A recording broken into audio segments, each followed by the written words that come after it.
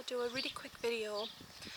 We're at the end of an evening, everything's pretty much done for the day, and we've had a run of 3 really good days of weather in Orkney, really quite hot, quite unusual, but it means that I've spent almost all the time outside doing all the garden jobs that I haven't been able to get done. And earlier when I was watering the garden, it suddenly occurred to me that there's an awful lot of things that you don't learn when you watch things like River Cottage or The Good Life or a lot of these homesteading type shows. Anyway, so I thought a few lessons that you don't learn that I'm going to teach you. Okay, lesson number 1. You can never have too many water butts, rain barrels, whatever you want to call them, but a way of storing rainwater. Otherwise, you end up like me and then spending an hour every evening hauling water out of the well, that's if you have a well, to water the vegetables and the seedlings, otherwise they're just going to die. We are fortunate we have a well, but it doesn't have a winch or anything like that on it, and it doesn't have a pump. So it's literally hauling buckets, and it does take about an hour. Otherwise you're going to have to use a hose pipe, and if you're on meter, it costs more money. Plus you're adding whatever chemicals they put into the water, the chlorine mostly, onto your vegetables. Might not be brilliant.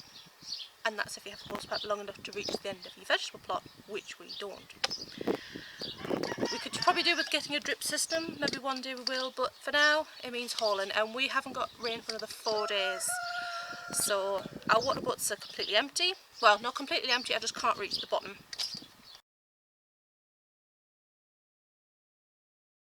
So we need more water butts. Lesson number 2, Factor 50 sunscreen is your new best friend. That might sound a bit over the top, but if you're spending several hours outside in the hot sun and you don't want to be completely covered up, you're going to need high strength Factor Sun, unless you've got darker skin and it doesn't affect you quite so much. But this is really important. Last year I got skin cancer, and I don't do sunbathing and I don't spend a lot of time out in the sun. I've always worn sunscreen anyway, but the air is quite thin here. The sun burns you really easily, and all it could take is half an hour outside, pottering in the garden. Before you know it, I'm really pale, so I got really burnt. I can't even remember getting really burnt, but obviously I must have got really burnt because I got skin cancer on my nose and had to have a skin graft, so now I have to wear Factor 50 anyway. But trust me, wear Factor 50, especially on your face, anyway. Which, speaking of skin, also plantain ointment. If you're spending a lot of time out in the grass, in the vegetable plot, wherever, especially if you've got your legs uncovered, chances are you're going to get bitten by something.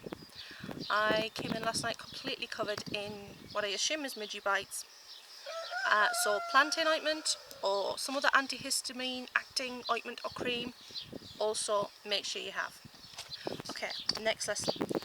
Cream leg bars, and probably other chickens as well, but especially cream leg bars, can jump over a 5-foot fence. My husband built our fence on the run up higher a few months ago, and the cream leg bar females keep jumping over. We also have a Welsum cockerel, which I have seen jump 7 feet in the air when our cat startled him.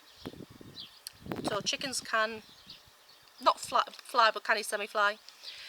Today and yesterday I've extended the fence. It is now getting on for 7 feet high. We have chicken Alcatraz.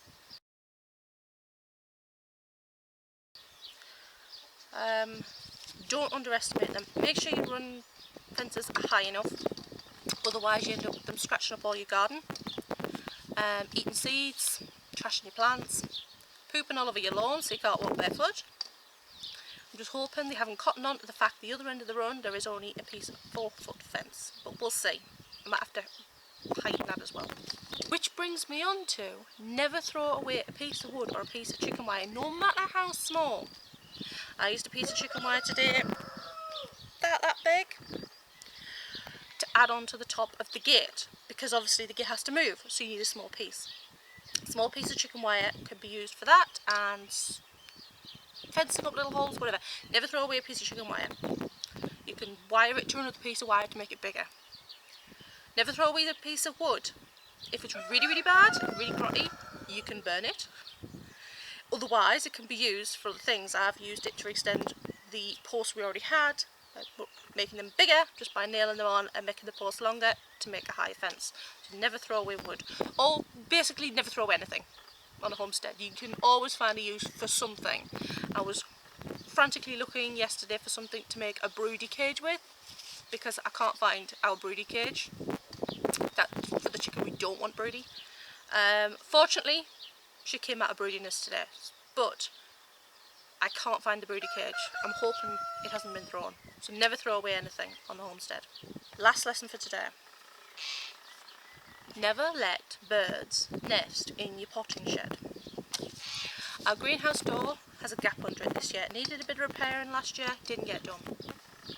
And we got the local blackbird, after she's been disturbed a couple of times already with the building work we've got going on in the barns, decided to nest in our potting shed. She went under the greenhouse door, and our potting shed backs onto the small greenhouse.